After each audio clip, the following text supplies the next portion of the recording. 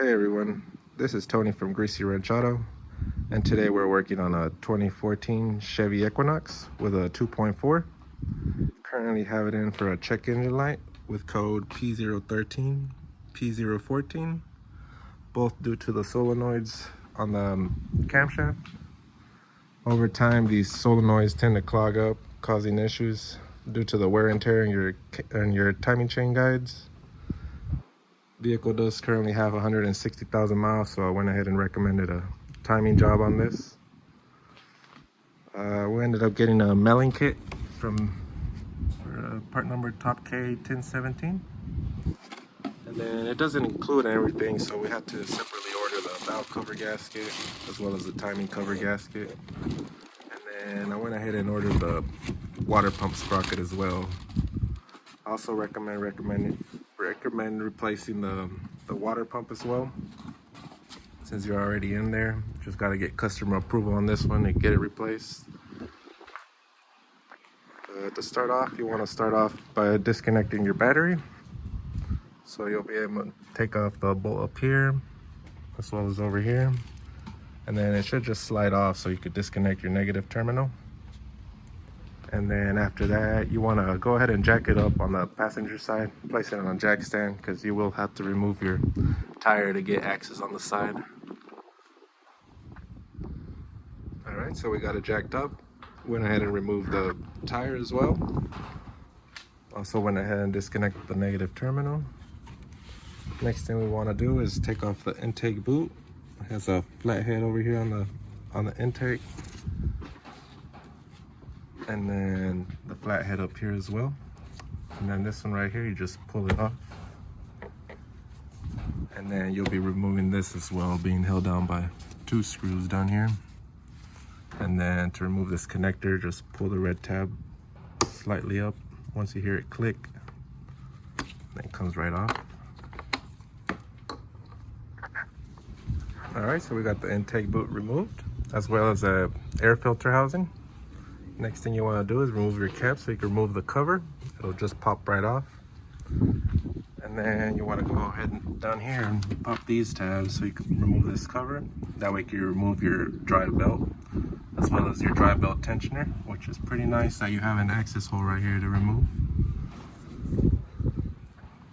Alright, so we got the drive belt off as well as the tensioner. Tensioner bolt is a 15 millimeter. And then to remove your drive belt, you just got to use a 3/8 ratchet so you can release the tension on this. It's also a good time to check your drive belt, replace it if needed. Next thing we'll be doing is removing all the connectors. Get all the harness out of the way in order so you can remove your valve cover. So just follow all around it and make clearance for the valve cover to come out. All right, so we got the harness out of the way. To disconnect these, just pull them halfway, not all the way out, and then you'll be able to press it down to pull out. Same with your solenoid sensors. And then over here, you actually have a hose. All you gotta do is push it up like so, and it'll slide right out. And then it's like you could just move it out the way and should be able to clear it. But now what you want to do is go ahead and remove your coils. And once you get your coils out of the way, you can start removing all around the bolts that are holding the valve cover. So it looks like it's just this one right here. Don't unscrew the bottom ones. And then just follow it all around. You do have 2 in the middle as well. All right, so we got the coils removed. Turns out you do got to remove those solenoids from the top. For some reason I thought they passed through the cover. But just remove the 2 bolts and it'll come right out. And then if you check in here also, there's a extra bolt in there I hadn't seen at first, but once you get all those loosened, it'll just come right off. Just slide it out this way. All right, so we got that cover off. Next thing you want to do is come down here to the crank. Remove this 21 millimeter bolt with an impact, and then that way you can start removing your timing cover. All right, so we got that crankshaft pulley out of the way. It was a bit harder than I thought it was, but you could either use the pulley pullers, or you could use a bolt that fits these right here and then just go evenly so you could evenly pull it out. But once you get it off, you'll see that it has a slot, so to put it back on, you'll see that other slot. That's how you'll line it up. Once you got that pulley out of the way, you'll take off all 11 bolts off the timing cover, and it should be able to pop right off. Alright, so we got that timing cover out of the way. You want to make sure you put a drain pan under, because you will leak some oil. And then when removing the timing cover on this top bolt where the tensioner went, there'll be a bolt at the top. I went ahead and used a wrench since my ratchet wouldn't fit, since it was hitting that engine bracket up at the top. I'm trying to avoid removing it, but if we have to remove it, we'll remove it. You want to go ahead and reinstall your crank bolt. That way you could turn your engine and get all your timing marks aligned before you start removing stuff. If it's a little too hard for you, I recommend removing the spark plugs. That way it's easier to turn. And then you want to go ahead and remove your gasket as well. Alright, so we tried turning the crank, trying to line up the timing chain, but it didn't work out, since on this one the timing chain ended up jumping some teeth, so that's why we have those codes going on. So the best way we can do this now is just put your first piston top dead center on the exhaust stroke.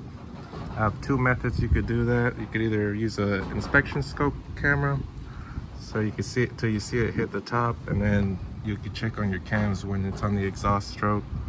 Or another method is using a screwdriver, and then it'll rise all the way to the top. See, when it's at the bottom, it'll sit flush all the way there, but once you start going all the way to the top, it'll hit right there. But once you get that done, you'll have your VVT on the intake side on around 2 o'clock, and then on the exhaust side it'll be around 10 o'clock. So that's how you'll know you're pretty much dead on. And down here, the little slot at the top of the crank it'll be around 12 o'clock when it's lined up. Once you get that done, you come up here, take off the guide first, which is these two bolts, and then you want to take off your tensioner, which is over here. I believe it's about 1.25 inch socket, so you'll get that right there, somewhere over here. And then after that, you can start removing your guides. Alright, so we got that upper chain guide removed from up here, as well as our tensioner from the back of the engine over there. Yeah, I ended up using a 32mm, so you could use that as well. Got that off right there. And then what you want to do next is remove the bolt holding the VVT on the exhaust side. That way you'll be able to release your timing chain. You can go ahead and loosen this one as well, since it's also going to come out. And then the bolts in the middle, our kit came with some new ones since they're torque to yield, so we'll be installing new bolts there, as well as the VVTs. But in order to loosen them, you'll have to get a 24mm, so you could grab from the top, that way they don't turn on you, and then you can loosen these. Alright, so we got the exhaust VVT off. Here's the new ones, just comparing them. Turns out both sides take the same, so you can go either way. Really no difference on those. Next thing you want to do is remove this chain guide over here. You want to come down here and remove this bolt right here, and that should release it. And then you want to remove this access cover right here to access the top bolt of one of the guides, and then your bottom one is also going to be down here. I believe it's this one right here, or actually this one right here, sorry. So you'll remove that one as well, and then once you get those two off, you can go ahead and fully remove the intake VVT, and then you get the chain out, completely out. Alright, so we were able to get one of the timing chain guides out.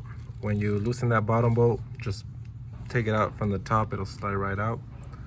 We ran into a little problem, and we're gonna end up having to take off the engine mount bracket since it's hitting right here and it's not letting me get my ratchet in there. So I got no choice but to remove it. What you want to do is put a jack under the engine before removing it, and then just support it with that in the meantime. If you do have to leave it overnight or anything, just put the mount back on, that way you don't leave the jack overnight. Alright, so we got that plug out of the way finally. Once you got that engine mount, hopefully we don't have to remove this bracket as well. So I was able to make it with just removing that. And then you have a 10mm in there as well as the bottom. Got that guide out of the way. Then we were able to release our DVT out of the way, and then got the chain out of the way. Came out something like this. So you have your two VVTs, two guides, and then your tensioner right here, and the guide up at the top. So now you can go ahead and remove the sprockets from the crank, so we can start removing that bottom chain. To start off, you're going to want to remove this tensioner, and then you want to, after you remove that tensioner, you can start removing the guides so you can get the chain out of the way. Alright, so we got that bottom timing chain removed as well as the guides. Like I said, just remove that tensioner first and then start removing guide by guide one at a time. Then you'll be able to take it out. One thing I did forget to mention, if you are changing out the sprockets, loosen these before removing the chain. Same with the water pump one. So now it's gonna probably be spinning on me, but just do it before removing the chain. And as of now, I'm waiting on approval for that water pump, but now would be the time to replace the water pump. In the meantime, I'm just gonna replace all the sprockets that the kit came with, as well as that oil nozzle right here. All right, so we got those sprockets changed out. A lot harder than I thought it would be. We put the chain back on, and then we were able to loosen the water pump sprocket. But on these right here, even with the chain on, it still kept spinning on me. So, I mean, it has a pin that you could put so it'll stop spinning, but it's kind of hard to get a pin in there to begin with. So what I did was I got me a pretty thick bolt, and I was able to stop the gear from spinning like this. And I was able to loosen it. Same for tightening it, just switch it on the side, and was able to tighten it then. Both of those go to 37 foot-pounds. Unfortunately, the customer declined the water pump. This was a good time to change it though, but maybe on another video I'll show you guys on that. Let's see, so we're gonna start putting the chain back on. For this one right here, there's a little arrow on this sprocket. That one will be pointing down, and then this one will be pointing up. So just line them all up with this one as well at the bottom. Your chain links should line up before adding all your guides and everything. All right, so we got that chain on. As you can see, it has the black links lined up. Same up here, and then same up here. Now we can start putting on our guides. You want to start off with the top one and then just work your way around. And then when you put the tensioner, that one's going to be 89 inch-pounds to torque down. Same with the guides. Before releasing the tensioner, make sure all the black sprocket or the black chain links are still on the marks before releasing it. All right, so we got the chain and the guides back on.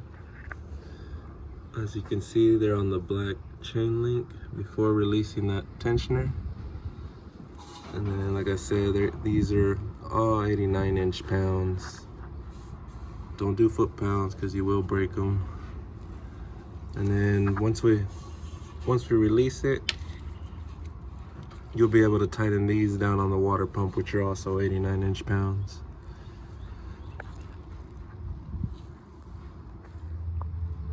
All right, so we got that water pump sprocket tightened down. If it did move on you, just be sure to turn it back before you start again. Now we could go ahead and put the bottom of crank sprocket, the second one that goes on top. This one did have a washer behind, so just make sure if it has washers to include them as well. And then here's our new one we'll be placing in as well.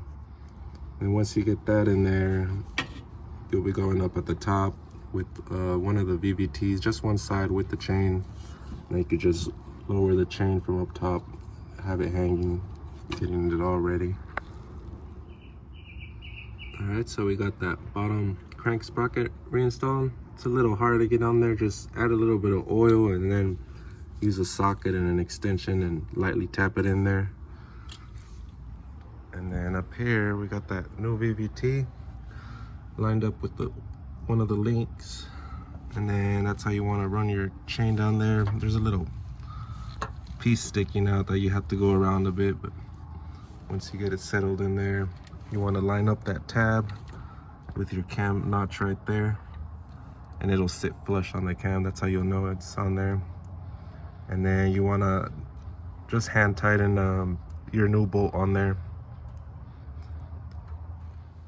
Alright, so we got that VVT sitting pretty flush. And we got that new bolt reinstalled.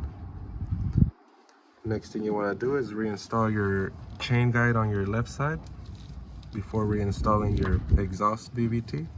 But once you get that chain guide in there, tighten down to 89 inch-pounds, you go ahead and start reinstalling your exhaust VVT.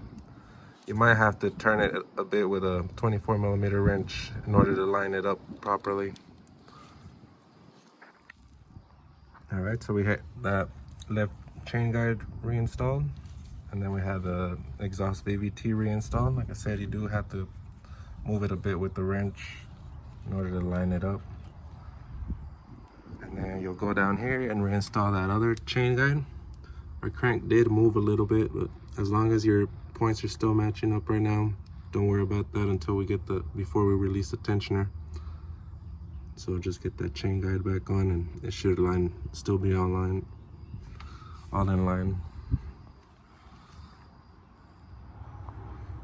Alright, so we got that chain guide on the intake side reinstalled. Remember, there's a bolt that goes through here. Both of these will be also 89 inch-pounds. Once you get that all lined up, your crank still should be lined up, but I went ahead and straightened it out. That way we're back where we were at. But now you can go ahead and start reinstalling your tensioner that goes up in the back of the engine over here. I believe it's 55 foot-pounds. Alright, so we got that tensioner reinstalled. It was 55 foot-pounds. And then once you get that on, just make sure all your links are lined up. Same at the bottom. And once you check everything's good. And you want to get you either a long screwdriver or an extension. Maybe put some tape at the end so you don't damage the chain. And then you'll push it in order to activate that tensioner. Once you get that tensioner activated, you could reinstall the guide that goes up here. This will be 89 inch-pounds up at the top. Alright, so we got that tensioner release as well as our guide reinstalled. Next thing you want to do is tighten your VVT bolts. It's asking for 22 foot-pounds plus 100 degrees. So what you want to do is mark your bolt and then mark your 100 degrees over here on the VVT, and that's how you'll know you got to 100 degrees. And after that, you could also reinstall the plug right here, which will be 66 foot-pounds. All right, so we got those VVTs reinstalled.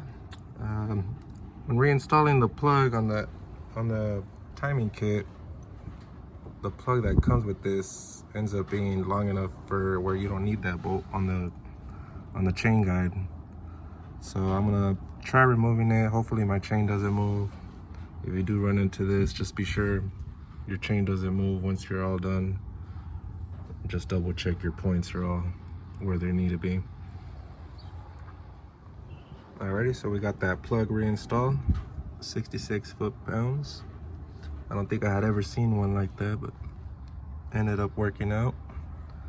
So now we can come back down here, start getting ready to reinstall our front timing cover. You want to make sure it's all clean. Double check your points as well once again before covering it up. But then you want to go ahead and clean it up, put your new gasket on, and then these front cover bolts are for 18 foot-pounds. All right, so we ran into another little problem with this gasket. It's ended up hitting that bracket, so we're gonna have to remove it. There's no other way. I mean, we can cut it, but I'd rather do it right. So just remove the bracket. I believe it's only like 3 bolts, and it should pop right in. All right, so we got our timing cover back on. Also went ahead and put that bracket back on. And then since we're already here, we can go ahead and put our other bracket there where we can lift the jack down. And then we can go ahead and reinstall our spark plugs, as well as your camshaft cover with the new gasket. Recommended to replace the gasket since you're already in here. And then these bolts will be torqued down to 89 inch-pounds. All right, so we got that bracket reinstalled as well as our cover. Next thing you want to do is put in your VVT solenoids. The one in the back is going to be the black one, and then the one in the front is the white one.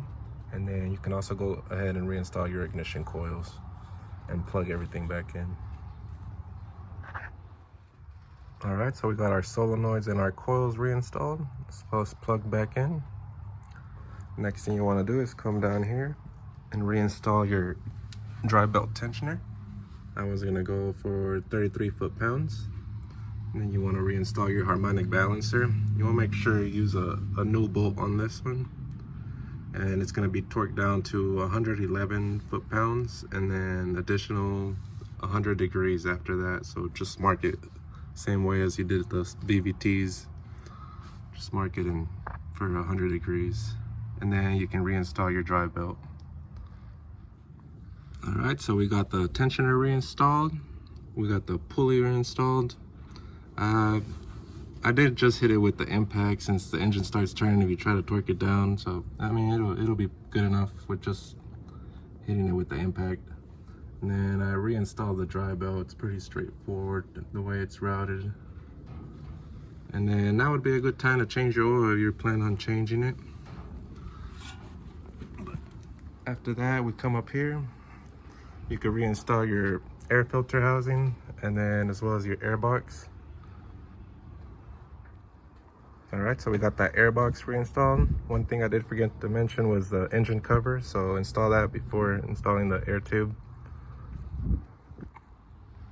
All right, so we got everything reinstalled. Got our hose connected back on. Also, don't forget the one that goes down at the bottom that was on the valve on the side over here. Last thing you want to do is reconnect your battery and put your ECM back on with those 2 bolts, and it should be ready to start up. Unless you change your oil, make sure you fill it up since you don't want to start it dry. And then we left it all uncovered for now since we want to double check for no leaks or anything. All right, so we got it started up. Everything's running smooth so far. About to go for a test drive. Make sure those codes don't come back. Also double check, make sure there's no leaks. Once you double check everything, just be sure to put your cover back on, and you can put your wheel on.